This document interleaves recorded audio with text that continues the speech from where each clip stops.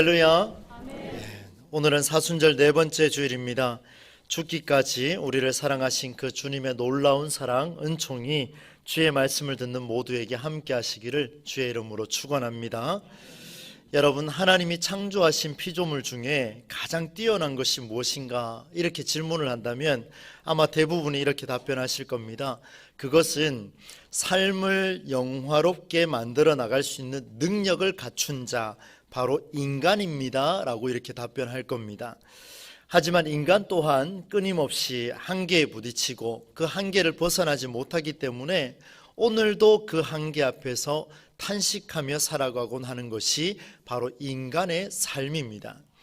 오늘 본문에도 눈앞에 나타난 한계로 인해서 가슴을 애태우는 한 사람이 등장합니다. 그는 유대인의 신앙 공동체인 회당 모임이나 저와 같이 예배를 주관하는 회당장의 직책을 지닌 야이로라는 사람입니다. 야이로, 이 이름을 오늘 잘 기억하시기 바랍니다. 그리고 오늘 본문 말씀은 제가 35절로 43절까지 말씀을 읽었습니다마는 여러분 성경에 이 내용은 21절부터 시작하고 있습니다. 그래서 21절로 43절 전체의 말씀을 한번 조명해 보고, 그리고 또 한 가지 주목할 것은 25절로 34절에 나와 있는 이 내용이 야이로의 딸을 살리는 과정 중에 일어났다라는 것을 여러분 배경에 두시고 말씀에 함께 동참해 주시기를 바랍니다. 여러분, 이 야이로라는 사람의 직업이 뭐냐 하면 회당장이었습니다.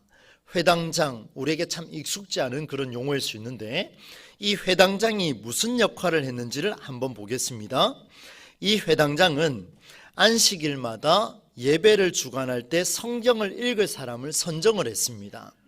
그리고 예배의 질서를 유지하는 그런 역할을 감당했고, 회당장으로 선출될 자격이 있을까라고 한번 이렇게 살펴보니까 아무에게나 이 회당장을 주지 않았습니다.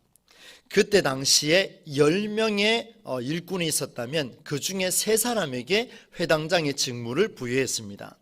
그리고 이 회당장은 일반 백성 중에 신앙과 덕망이 높은 자라야 했습니다. 그냥 아무에게나 주는 게 아니고 신앙과 종교적으로나 문화적으로나 사회적으로나 모두에게 인정받을 수 있는 그 덕망 높은 자, 그런 사람을 회당장으로 세웠습니다.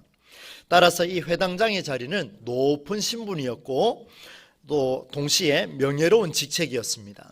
이런 자리에 있던 야이로, 오늘 본문 속에서는 매우 다급한 모습으로 등장하고 있습니다.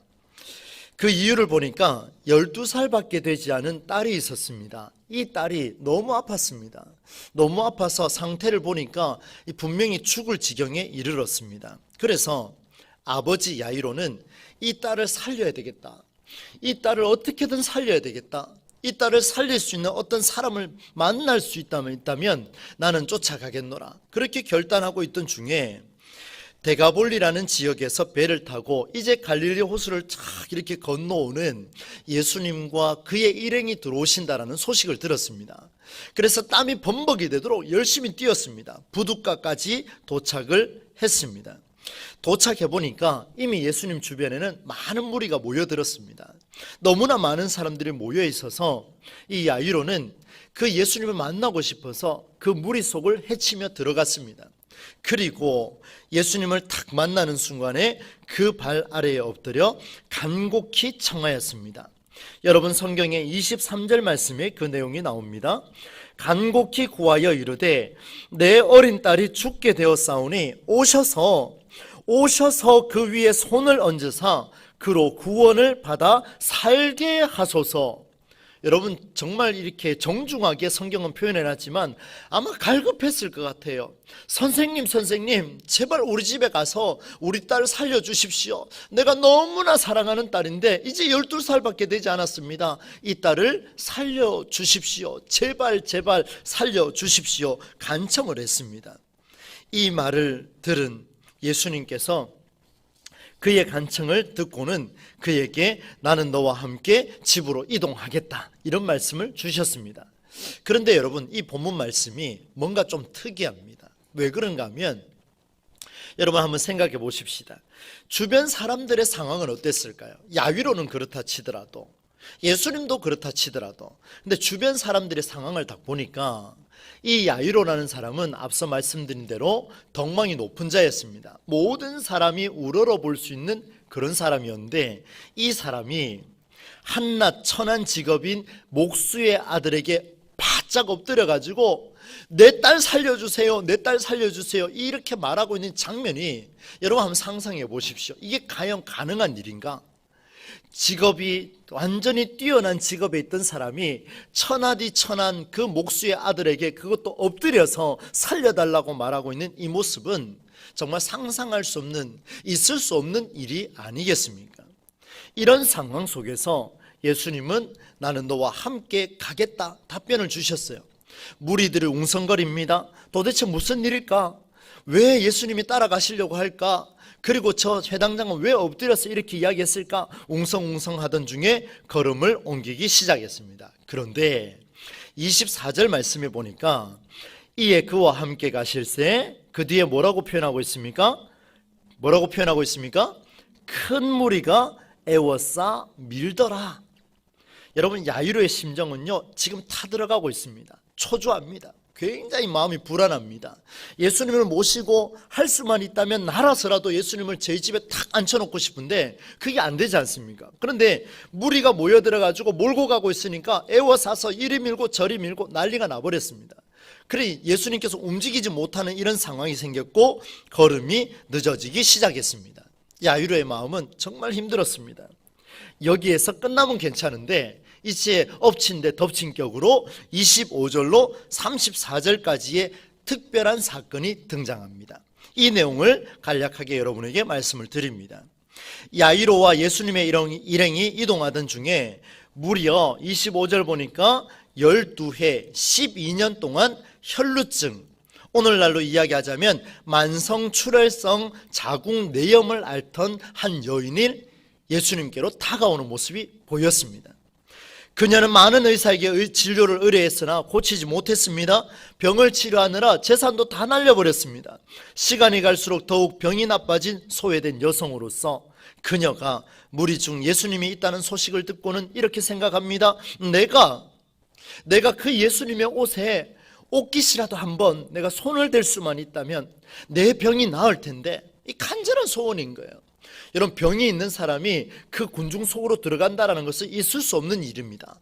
다시 말하면 목숨 걸고 들어가겠다는 이야기입니다. 이 여인이 그 마음을 먹고 무리 안으로 삐짓고 들어가서 어떻게 했습니까? 예수님의 옷깃에 손을 대었습니다. 그런데 정말 놀라운 일이 벌어졌죠. 옷에 손을 댄 순간 혈루의 근원이 마르기 시작했고 그녀의 생각대로 병이 어떻게 됐습니까? 완치돼 버렸습니다. 엄청난 일이 벌어졌습니다. 이에 능력이 나간 것을 아신 예수님이 갑자기 이렇게 말씀하십니다. 근엄하게 말씀하십니다. 누가 내 옷에 손을 대었느냐? 누가 내 옷에 손을 대었느냐? 이렇게 말씀하셨어요. 그때 한 여인이 두려워 떨고 있습니다. 병든 여성이 유대 남성에게 손을 대었다라는 사실이 밝혀지면 무슨 일이 생기겠습니까? 돌에 맞아 죽어도, 여러분 한번 보십시오. 지금 목숨을 내놓고 그 얘기를 한 겁니다. 그런데 병은 나은 것은 고사하고 그 예수님이 내게 말씀하니까 두려워 벌벌 떨고 있습니다. 그 일에 예수님의 반응은 이랬습니다. 이렇게 말씀하십니다. 딸아, 내 믿음이 너를 구원하였으니 평안히 가라. 내 병에서 놓여 건강할지어다. 할렐루야. 건강할지어다. 이렇게 말씀하셨어요. 무리가 상상했던 것과는 달리 예수님께서는 딸아, 내 믿음이 너를 구원하였으니 평안히 가라. 내 병에서 놓여 건강할지어다. 그녀는 이제 그토록 원했던 평범한 일상을 한번 살아보는 게 소원이었는데 이제 평범하게 살 수가 있습니다. 다른 사람 눈치 안 봐도 됩니다. 평범한 일상으로 돌아가 이제 의식주를 해결해 가면서 살 수 있었습니다. 기적이 일어났습니다. 그런데 여러분, 이 놀라운 기적의 현장에 모든 사람이 기뻐하고 드디어 혈루의 근원이 말랐구나, 너는 이제 사람처럼 살 수 있겠구나, 서로 칭찬하며 난리법석 떨고 있는 이 순간에 한 사람은 계속 가슴이 타들어갑니다. 누구겠습니까? 야이로예요. 모두가 놀라워할 때 마냥 감동하며 지켜볼 수 없었던 그 사람, 이 한 사람 야이로, 그의 마음이 어땠을까요? 기적은 기적이고, 지금 내 딸 죽고 있는데, 지금 내 딸이 지금 죽어가고 있는데, 땀이 범벅될 정도로 예수님을 찾았고, 이제 예수님과 함께 딸을 살리고자 이제 동행하고 있는 그 길에 한시가 급한 그 상황 속에 한 여인이 나타나서, 야이로가 얼마나 원망스러웠겠습니까? 그 여인이 나타나서 예수님의 옷깃을 만지면서 난리가 나게 된 거죠. 거의 미칠 지경이 되어버렸습니다. 여러분, 하루는 저희 가정의 둘째가 아들인데요, 이 아이가 몇 살인지 기억이 안 납니다. 3살, 4살쯤 된 것 같습니다. 하루는 주일 새벽에 자다가 열경기를 했습니다. 저는 열경기라는 걸 그때 처음 알았습니다. 몸에 열이 오르고 아이의 눈은 이미 돌아가서 흰자밖에 보이지 않습니다. 벌벌 떨고 있습니다. 그래서 새벽에 옷을 챙기고 아내와 아이를 안고 여러분 잘 알고 있는 저 방촌에서 파티마 병원까지 제가 운전해서 그 아이를 데리고 응급실까지 도착했습니다. 신호 다 무시했습니다. 예의, 범절, 교통, 법규 아무 상관이 없었습니다. 오로지 아이를 살려야 되겠다라는 그 일념으로 저는 파티마 병원까지 운전을 했습니다. 그런데 여러분, 응급실에 도착을 했습니다. 제 아이를 이 의료진들이요, 물건 다루듯이 다루는 거예요. 속이 천불이 났습니다. 이거 어떻게 하면 좋을까? 순서를 기다리랍니다. 말도 안 되는 소리죠. 지금 아이가 죽어가고 있는데 그 말을 들었을 때 굉장히 괴로웠습니다. 이런 생각 저런 생각 다, 여러분 이때가 신앙이 중요하겠습니까? 그냥 나오는 욕은 욕이라고 겉으로 표현은 못했지만 속에서는요 막 타들어가는 거예요. 어떻게든 이 의료진 만나면 내 아이를 살릴 수 있겠다고 생각했는데, 순서 기다려라, 예의를 지켜라, 뭐 물건 다루듯이 뭐 바늘로 찌르는데요, 한 번만 안 찔러요. 이제 초짜가 와가지고 2번, 3번, 4번 아이를 찌르는데요, 막 가슴이 찢어지는 줄 알았습니다. 얼마나 힘들었는지요. 여러분 한번 생각해 보십시오. 혈루병을 앓았던 여인에게는 정말 감사한 일이에요. 오 주여 감사하나이다, 내 병을 치료해 주셔서 감사합니다 그랬는데, 이 상황을 지켜보는 야이로의 마음은요 너무 힘들고 답답하지 않겠습니까? 사실 여러분, 예수님께서는요 묻지 않으셔도 돼요. 내 옷깃을 만지든 안 만지든 별로 상관이 없습니다. 그냥 가만히 계셔도 예수님 빨리 이동하셔도 괜찮을 법한데, 능력이 나가든 말든 관계없이 특별히 말하지 않아도 됩니다. 반응하지 않으셔도 돼요. 당연하지 않습니까? 아무것도 안 하셔도 돼요. 그런데 하필 그 시점에 누가 내 옷에 손댔냐 물으시고 그 그녀와 대화를 하고 있습니다. 복잡한 마음을 추스리며 예수님을 모시고 가려던 그때에 일이 터졌습니다. 야이로가 우려했던 일이 터지고 말았습니다. 저 멀리서 익숙한 얼굴에 내 집 하인이 달려왔습니다. 상기된 얼굴로 말합니다. 선생님, 당신의 딸이 죽었습니다. 선생님, 당신의 딸이 죽었습니다. 이제 예수님을 더 괴롭히지 마십시오. 더 이상 힘들게 하지 마시고 저와 함께 돌아가시지요. 돌아가셔서 장례를 치르는 것이 좋겠습니다. 하인의 이 떨리는 목소리는 야이로의 귀를 타고 들어가서 심장이 터질 정도로 불안하게 만들었습니다. 아마도 야이로의 마음에는 지나온 모든 상황이 원망스러웠을 것입니다. 내가 왜 뛰어갔을까? 차라리 내 아이와 더 한번 봤더라면, 차라리 내 아이가 눈 감는 모습이라도 봤더라면, 이 모든 상황이 절망스럽고 괴로운 상황에 처해 있었습니다. 불안과 절망의 마음으로 말없이 서 있던 야이로에게 예수님이 드디어 말씀하십니다. 여러분 성경 36절 말씀입니다. 여러분 36절을 우리 같이 한번 읽어보겠습니다. 시작. 예수께서 그 하는 말을 곁에서 들으시고 회당장에게 이르시되, 뭐라고 말씀하셨습니까? 두려워하지 말고 믿기만 하라. 아멘. 아멘입니다. 불안에 떨고 있는 그에게 두려워하지 말고 믿기만 하라, 이 말씀하셨습니다. 여러분, 우리는 결론을 알기 때문에 이 말씀이 믿음으로 와닿습니다. 그런데 한번 생각해 보십시오. 지금 야이로의 심정, 딸이 죽었습니다. 내 신앙생활 열심히 해왔는데, 회당장으로서 최선을 다해 살아왔는데 내 딸이 죽었습니다. 그런데 예수님 하십니다. 두려워하지 말고 믿기만 하라. 그 말이 귀에 들어오겠습니까? 이 말이 귀에 들어온다면 그 신앙은 정말 최고의 신앙입니다. 저는 아무리 생각해봐도 이 말이 귀에 들어오지가 않습니다. 그래서 제 원고에 옆에다 적어놨습니다. 오 마이 갓. 뭐 난데없이 그냥 이렇게 예수님께서 퍼부으셨어요. 한번 보십시오. 내 딸이 죽은 것은 누구 때문에 죽었습니까? 뭐 이렇게 말하기가 좀 두렵습니까? 누구 때문에 죽었습니까? 예수님이 늦게 오셨잖아요. 일찍 오셨으면 살아났을 건데 내 딸 안 살리고 누굴 살렸습니까? 그렇죠. 이게 도대체 무슨 상황이냐 이 말입니다. 그러니까 답답한 거죠. 누구 때문에 이런 상황이 벌어졌는데 더 이상 말하지 않고 예수님은 베드로와 야고보, 요한을 데리고 얘들아 들어가자. 들어가 보니 난립니다. 울고 불고 난리 났습니다. 예수님이 이 상황을 보고 집에 있는 자들에게 잠잠하라 말씀하시며 이렇게 말씀하십니다. 어찌하여 떠들며 우느냐? 이 아이가 죽은 것이 아니라 뭐라고 표현했습니까? 잔다. 엎친 데 덮친 격. 이건 정말 수용할 수 없는 말입니다. 오 마이 갓. 이게 무슨 상황입니까? 여러분 보세요. 성경에 39절 한번 보시겠습니까? 같이 읽어봅시다. 시작. 들어가서 그들에게 이르시되 너희가 어찌하여 떠들며 우느냐? 이 아이가 죽은 것이 아니라 잔다 하시니 40절 초반에요. 그들이 뭐라고요? 비웃더라. 여러분 성경이요 너무 잘 쓴 것 같습니다. 이 인간의 마음을 그대로 잘 드러내줬어요. 당연히 비웃어야죠. 죽었는데 잔다고 하는 게 이 비웃어야 될 거 아닙니까? 우리는 결론을 아니까 믿음으로 받아들인다 하지만 정말 믿음으로 받아들인지 제가 한번 보겠습니다. 여러분 한번 보세요. 예수님 말씀에 다 비웃었습니다. 여러분 예수님께서 그 야이로에게 오늘 두 가지를 말씀하셨습니다. 두려워하지 말고 믿기만 하라. 그리고 이 아이가 죽은 것이 아니라 잔다 이렇게 말씀하셨어요. 이 말이 야이로에게 어떻게 다가올까요?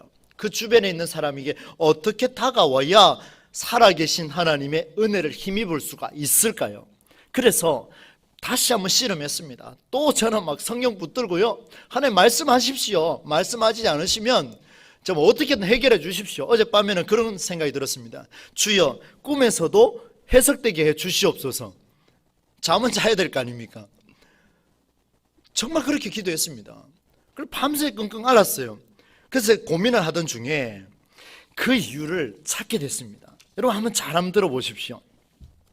빨리 가서 딸을 고쳐야 함에도 그리하지 못하고 있는 아버지의 심정을 알면서도 그리하지 않으셨던 예수님, 그 예수님이 과정을 거쳤습니다. 혈루증 여인을 고쳐주셨습니다. 치료해 주셨습니다. 낫게 하셨습니다. 예수님께서 바로 가셔야 되는데 그 과정을 거치셨습니다. 그 이유는 이 사건을 통해서 야이로에게 하고 싶은 말이 있으셨음을 짐작하게 되었습니다. 아니나 다를까 성경은 놀라웠습니다.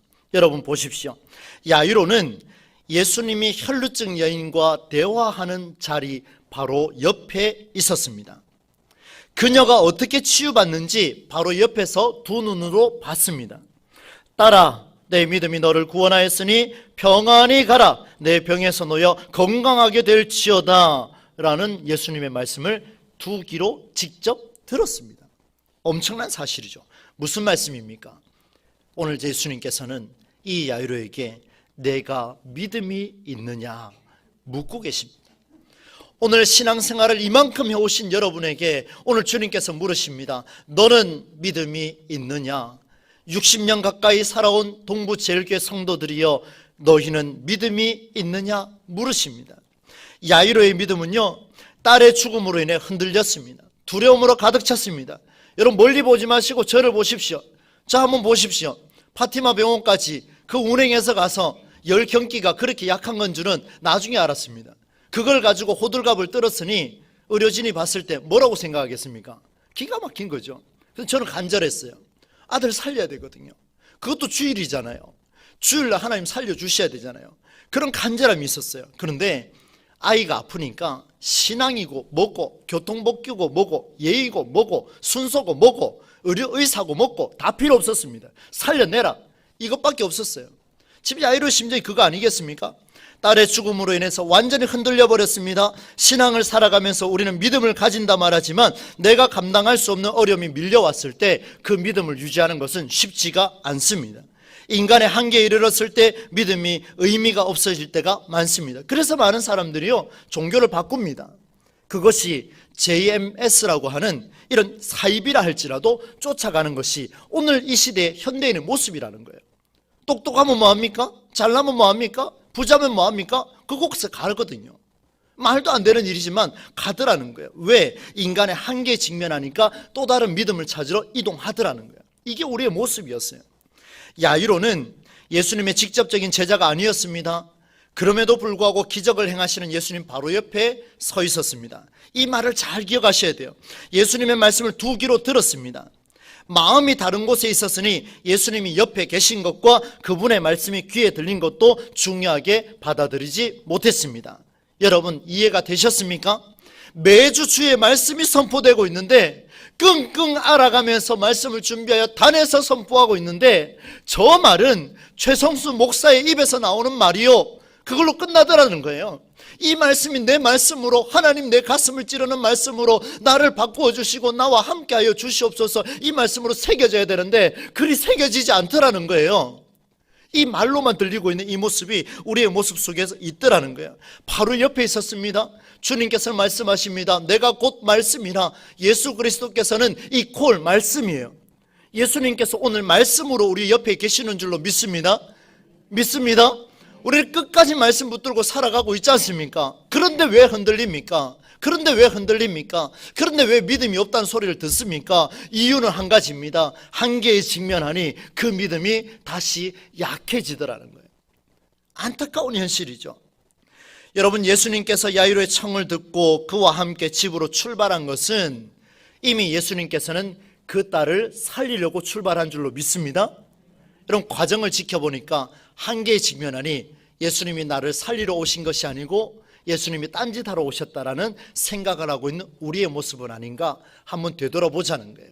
사순절을 보내는 이 시점에 우리가 과연 하나님의 말씀을 어떻게 받아들이는가 한번 우리가 살펴볼 필요가 있습니다. 이제 그러면 말씀을 정리하면서 마지막으로 예수님께서 우리와 함께 하심을, 나와 함께 하심을 믿는 일이 구체적으로 무엇인지를 한번 보겠습니다. 예수님께서 베드로와 야고보, 요한 외에는 모두 집 밖으로 나가라 그랬습니다. 다 나가라, 다 나가라. 그리고 난 뒤에 뭐라고 합니까? 부모가 보는 앞에서 아이의 손을 잡았습니다. 그리고 선포하셨습니다. 뭐라고 선포하셨습니까? 달리다 쿰, 달리다 쿰, 이렇게 외쳤습니다. 그리고 말씀하십니다. 내가 내게 말하노니 소녀야 일어나라. 내가 내게 말하노니 소녀야 일어나라. 내가 내게 말하노니, 내가 내게 말씀하노니, 주의 말씀이 들리니 너는 일어날지어다. 주의 말씀이 들리니까요, 일어나더라는 거예요.